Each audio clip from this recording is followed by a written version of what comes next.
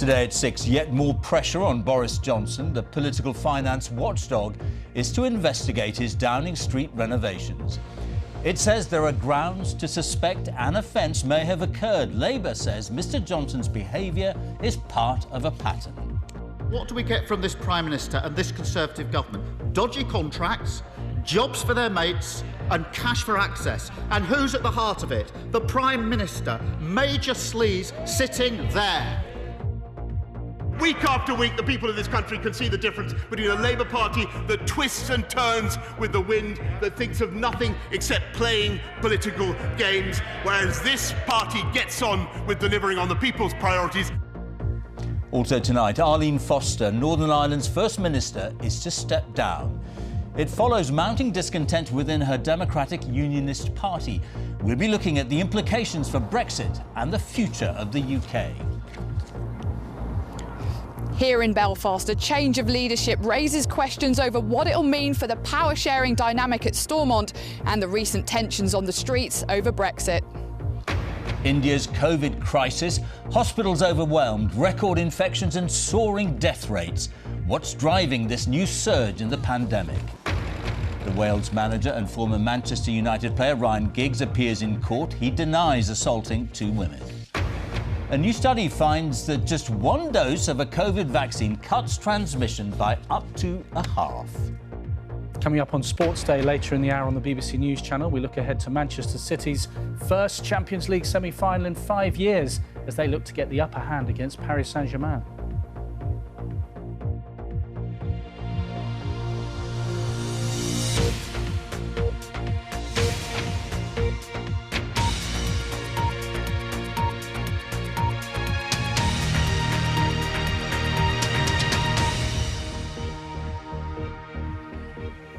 Good evening and welcome to the BBC's News at 6.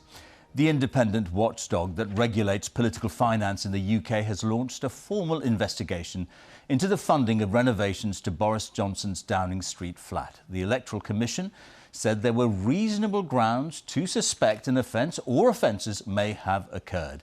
The row over who first paid for the renovations dominated Prime Minister's questions today. As our political editor Laura Koonsberg explains, it's not against the rules to receive donations, but politicians must declare them so the public can see where the money has come from. There's no place like home. Are you worried about the investigation, Prime Minister? And there's been no fix quite like this for Boris Johnson before. Who coughed up for the flat, sir? His flats had an expensive makeover. He won't say who first paid. A mystery that's now subject to a serious investigation. But the Electoral Commission today said, we are now satisfied there are reasonable grounds to suspect that an offence or offences may have occurred. With claims that Tory donors might have picked up the tab, the suspicion the rules were broken. Initially is the key word here. Who initially paid for the redecoration of his Downing Street flat? He should know that I paid for Downing Street refurbishment personally, Mr. Speaker. Any further declaration that I have to make, I will, if any, I will be advised upon by Lord Geit. Lord Geit used to work for the Queen, and he'll now watch over ministers' behaviour. But remember, the question isn't who stumped up in the end. It's who paid Boris Johnson's bills at the start. What do we get from this Prime Minister and this Conservative government? Dodgy contracts, jobs for their mates and cash for access. And who's at the heart of it? The Prime Minister, major sleaze sitting there. Don't the British people deserve a Prime Minister they can trust and a government that isn't mired in sleaze, cronyism and scandal? Week after week, the people of this country can see the difference between a Labour Party that twists and turns with the wind, that thinks of nothing except playing political games, whereas this party gets on with delivering on the people's priorities. This isn't about spending cash on cushions or curtains. It's about where the money came from to do so at the start. All politicians have to declare any money or loans they receive so that we can all be absolutely sure precisely what's going on. But the Prime Minister appears to be feeling the heat now on several fronts. Angry denials down there were the order of the day. Did the Prime Minister rage he'd rather see bodies pile up than lock down again? as several sources familiar with the exchanges have told the BBC and other news organisations. Can the Prime Minister tell the House categorically, yes or no, did he make those remarks or remarks to that effect? Prime Minister. No, Mr. Speaker, and I think that if he's going to repeat allegations like that, he should come to this House and substantiate those allegations. Parliamentary rules stop me from saying that the Prime Minister has repeatedly lied to the public over the last week. But can I ask the question? Are you a liar, Prime Minister? I didn't say those words. What I do believe is that a lockdown is a miserable, miserable thing. And I did everything I could to try to protect the British public throughout the pandemic, to protect them from lockdowns, but also to protect them from disease. Yet the Prime Minister's opponents are trying to peck away at Boris Johnson's integrity. And at the very least, unanswered questions are a big distraction. If a serving government minister is found to have broken the rules on party funding or even law, should they resign? Given that this is a coronavirus press conference, you won't be surprised that I'm not going to add to the answers the Prime Minister's already given to very extensive questioning. Thanks. But avoiding questions doesn't make them disappear. There are multiple inquiries now into exactly what happened. Political reputations must be tended to with care. And you could tell there the Health Secretary, Matt Hancock, didn't really want to touch any of this with a barge pole. And I think it's probably safe to assume that he's not the only government minister that would feel that way. You know, the connections between money and politics can get pretty toxic. Remember, all of this matters because there are strict rules about how politicians are meant to be completely open and completely transparent about any money they receive from anyone, loans, gifts, or any kind of thing. And we know, George, tonight now, there are enough question marks for an independent organisation, the Electoral Commission, to think that it is worth their while starting a formal investigation. It's not about whether or not the Prime Minister and his fiancée chose Persian rugs or velvet cushions. It's about that very important principle. Remember too, though, the Prime Minister was firm today. As far as he's concerned, no rules have been broken. Laura, thank you very much. Arlene Foster is to resign as the leader of the DUP and as First Minister of Northern Ireland. It comes after more than 20 DUP Assembly members and 4 MPs signed a letter saying they have no confidence in her leadership. Emma Vardy reports on the implications for Northern Ireland and the future of the UK. Her report does contain some flash photography.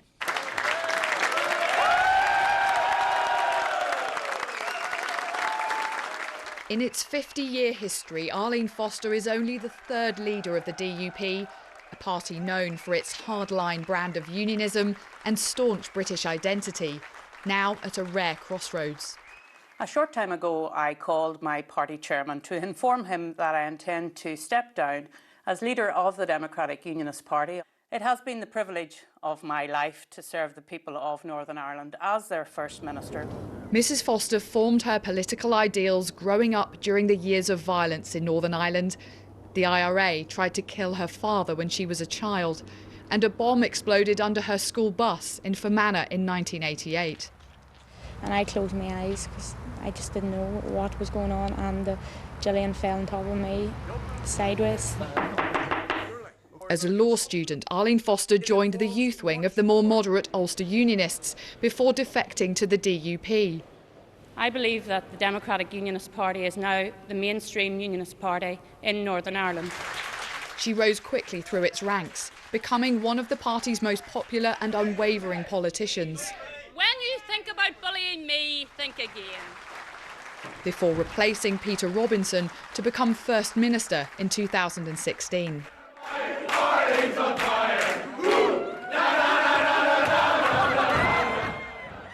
It meant working alongside Sinn Féin's Martin McGuinness, the former IRA commander who became Northern Ireland's Deputy First Minister. But their power-sharing partnership lasted just a year. He resigned over the DUP's handling of a green energy scheme, which wasted hundreds of millions of pounds of taxpayers' money. The way in which the RHI scheme has brought us to this place is a matter of deep regret for me. But Brexit became the party's biggest nemesis. Arlene Foster's profile rose as the DUP propped up Theresa May's government through the Confidence and Supply Agreement. When Boris Johnson promised to protect the union, she championed him. He is a fabulous friend to the union and a promoter of the... But when he agreed a Brexit deal which left Northern Ireland under a different set of rules from the rest of the UK, it was damaging to the party and Arlene Foster's leadership. Now, the anger among loyalist communities over Brexit has raised the stakes.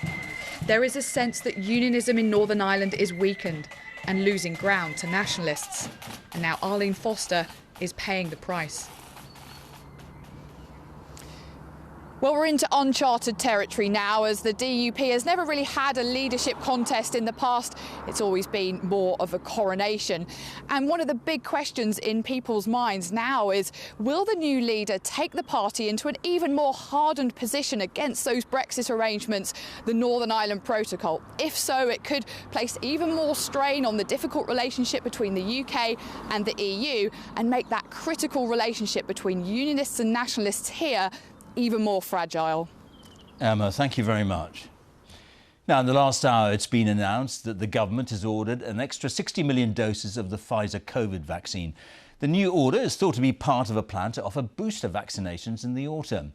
It follows some encouraging evidence about the current vaccination rollout. A new study has found that even in cases where people get infected after receiving a single dose of the jab, their chances of passing it on to someone in the same household is cut by up to a half. Here's our medical editor, Fergus Walsh.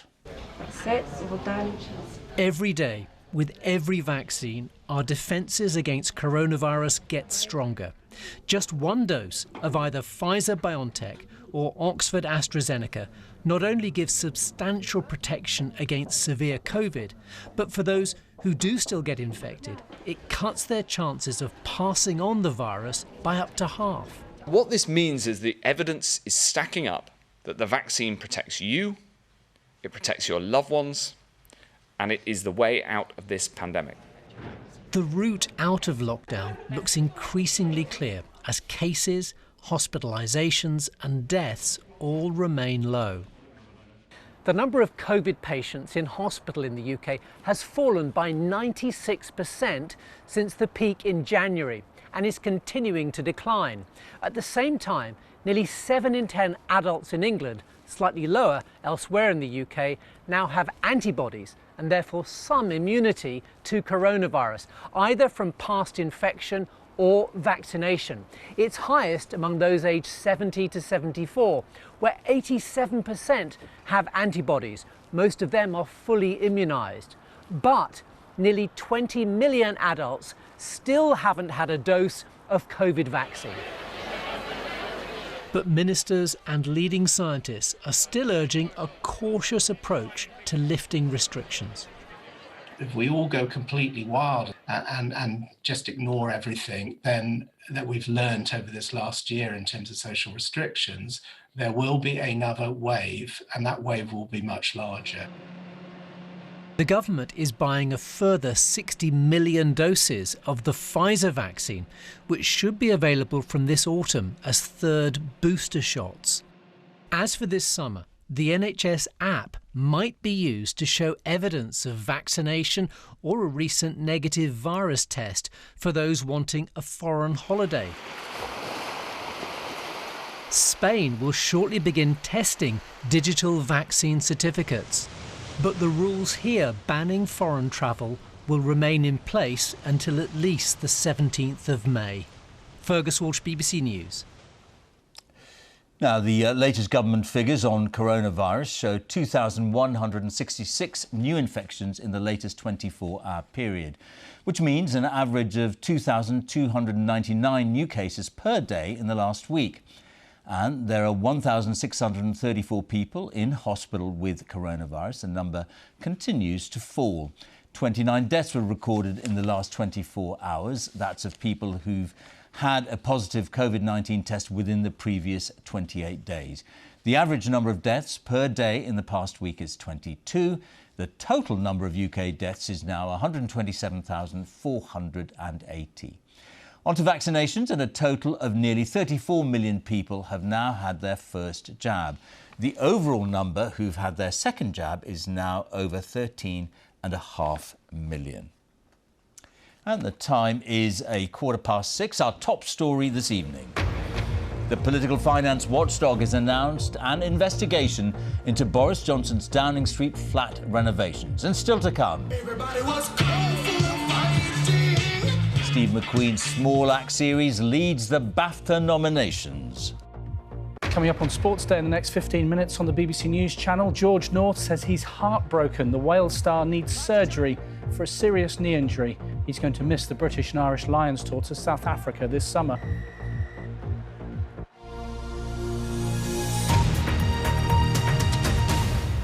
Let's turn to India now, a country of nearly 1.4 billion people caught in a deadly surge of the coronavirus.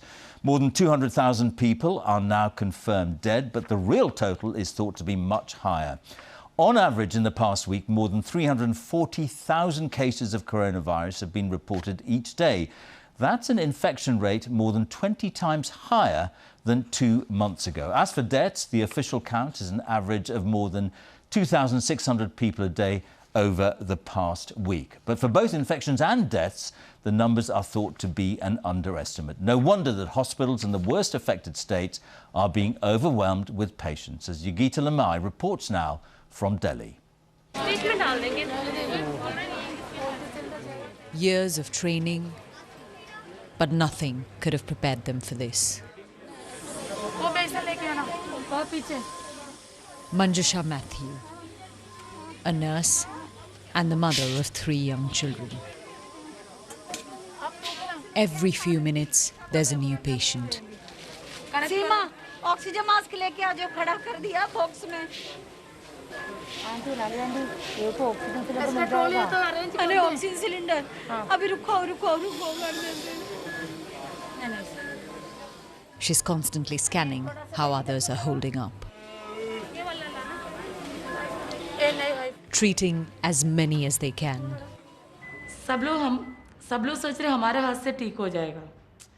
People say, "Sister, please save our loved one." They call us God. That makes us so emotional because we can only do so much. हम भी emotional हो जाते हैं. With resources so short, they're having to choose who they might save. Decisions they should never have had to make. बीच-बीच में हमको रोना भी होते, वो feelings हमको वो तो नींद में. At times we break down. Some nights I wake up crying, but I also feel a sense of satisfaction that I'm doing something to help. हम आस-पास में discuss. This is a hospital in a big city, better off than most others. Weeks of toil lie ahead in a city that's overrun. Everything needed to fight COVID is in short supply. Every morning in India, we're waking up to news that someone we know has died. Through the day, there are frantic pleas for oxygen, hospital beds, medicines, on the phone, online, even on the streets. And amidst all of that, we're also seeing people who wake up every morning, put on their protective gear, and get down to business, trying to help as many people as they can. Sarabjit Singh Ghai is a volunteer trying to provide oxygen to critical patients. They should be in intensive care. Desperation has brought them here. Sarabjit offers a temporary reprieve, keeping people alive till they get hospital care. When people's lives hang in the balance, we thought this is one thing we could do to try to save someone, he says. With each cylinder, they're trying to help as many as they can. Once stabilized, the hunt begins again. Hundreds of people are coming here each day. If we had help from the government, we could do so much more, he says. 10 days since Delhi lockdown, people wait by the side of a road for oxygen. This is India's capital city. Yogita Lamai, BBC News, Delhi. So what's caused this rapid and devastating second wave of COVID cases in India? As bad as it is now, some health experts fear the worst is yet to come. Our science correspondent Rebecca Morell reports. The death toll keeps on rising as India struggles to cope with its COVID crisis. But how did they get to this point? And are variants behind the surge in cases? Since April, India has reported 5 million COVID infections. Each day is bringing record numbers. But are changes to the virus causing this explosive growth, or people's behaviour? It's always a combination of things. The increase in social mixing that's happened over the last several months, the sort of dropping of the guard of people thinking that they can go back to being normal, as well as the potentially the variants that have emerged. So how is the virus mutating? And what do we know about the variants? The picture is different in different parts of the country. In Delhi and Punjab, the UK variant is dominant. It has a mutation to the spike of the virus that allows it to enter cells more easily, so it can infect more people. But in Maharashtra and West Bengal, a new Indian variant has emerged. It has 2 key mutations. Lab studies suggest it's slightly more infectious, but less so than the UK variant. But the changes may mean that antibodies find it harder to block the virus. But scientists need to assess how much immunity is lost. It probably means the virus is a bit less well able to be neutralized by vaccines, but certainly I don't think there's any evidence that it's an escape mutation or that it fundamentally can't be stopped by the vaccines. And I think we have to obviously watch carefully, but there's at present no reason to panic about it. So is this only affecting India? What does it mean for the rest of the world? The priority now is to get medical care to the sickest, but there's also an urgent need to reduce transmission, because if the virus is out of control in one country, it's likely to spread to others. And these are ideal conditions for the virus to evolve. The way to limit viral variants emerging in the first place is to prevent the virus replicating in us. That's when they get the chance to have for the mutation to arise. So the best way to control variants is actually to control the global amount of disease that we have at the moment. Globally, the pandemic shows no sign of easing. The World Health Organization says vaccines are vital, but until they're available everywhere, this is a bleak reminder that no one is safe until we're all safe. Rebecca Morell, BBC News. Now, there are more than 65,000 doctors of Indian heritage working here in the UK. As the crisis in India grows more desperate, many are determined to help, finding ways to offer advice from thousands of miles away. Chloe Hayward reports. These were the desperate scenes in hospitals across the UK at the start of the year. But now the lessons learned are helping British-based Indian doctors support overstretched colleagues back in their homeland. For consultant Abhay Chopra, doing patient consultations from his office at the Clementine Churchill Hospital in North London is helping ease the pressure. How's the cough? I still have some slight cough. He speaks with up to 5 patients a day. Nilesh tested positive for COVID 10 days ago. He is now getting better, but this online support saved him waiting in dangerous queues outside a hospital when he was weak and breathless. We are all just being basic doctors right now, to look after the people, asking them about their symptoms, ensuring that all their medical parameters are safe for them to stay at home, and also be prepared in case if their symptoms are going downhill to escalate them to our medical colleagues. Are you planning to send doctors to India to help on the ground there? It is not that we need physical doctors there. What we need is access to medical opinion, which I can do with technology. BAPIO, the organisation that represents physicians of Indian origin, is coordinating this effort with the UK's Indian doctors. So far, hundreds have already agreed to do this additional work in their free time. Support from NHS trusts and private hospitals is making a lot of this work possible. So this is the area which I am looking for, where there is increased changes you can see that looks white. Radiologists are also offering their services and support. Dr. AJ Sahu receives between 5 and 10 CT scans of the chest each day from Indian patients. It's his second opinion reports that are helping with early diagnosis of this disease and therefore saving lives in his home country, India. Time is precious, obviously. This disease course we have seen can change pretty quickly, and Triaging because of the CT severity can help, like which patient will stay in the ward, which patient will go to the ITU. That all you can predict according to that. But there is only so much that can be done by doctors remotely. One of Abe's patients needs a hospital bed, but her family aren't able to find one. He doubts she will survive the night. Chloe Hayward, BBC News. Here, a murder investigation has been launched into the death of a police community support officer in Kent. The body of Julia James, who was 53, was found in Woodland near Dover yesterday. Detectives say her death is being treated as suspicious and no arrests have been made. The Wales manager and former Manchester United player Ryan Giggs has appeared in court to deny assaulting 2 women in Salford last November. He's facing accusations of actual bodily harm, common assault and coercive or controlling behaviour. Our sports editor Dan Rowan reports.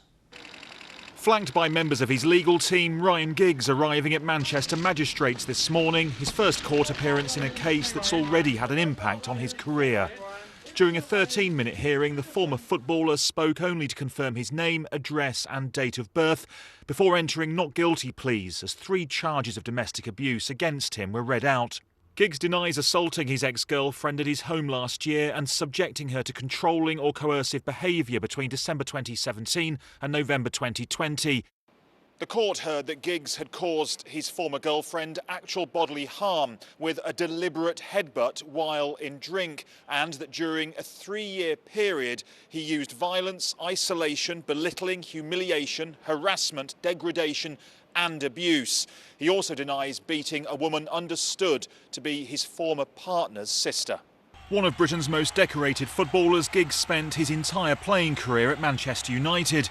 He was appointed manager of the Wales national side in 2018, but will not now be in charge of the team for this summer's European Championship.